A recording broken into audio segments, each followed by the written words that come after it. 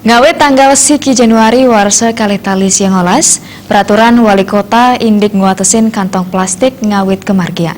Yadi astun asa punika, akeh pengusaha wiadin kerama sane durung uning ring keguat punika.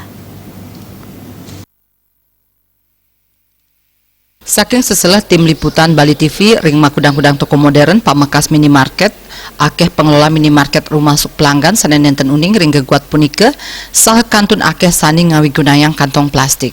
Kerama ngaptiang majeng pemerintah Kota Denpasar sayan sering yobiahang inik geguat punika santukan selami puniki kirang kasobiahang. Silih tunggil pelaku usaha minimarket Krisna Taler ngangkenin indik kewijakan puniki. Geguate puniki mejanten patut sayan sering kasobiahang mawinan krama persida makte kantong wiadin wadah saking jero soang-soang. Peraturan wali kota mangda taler kagenahang ring pintu toko. Ini apa namanya sosialisasinya ditingkatkan gitu ya. Kalau selama ini kan belum. Kalau saya sendiri sih belum. Itu kedepannya biar masyarakat luas lebih tahu.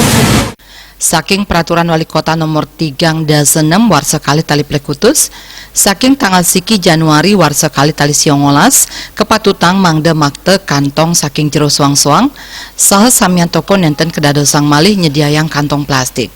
Riase miwah ngurah wira Bali.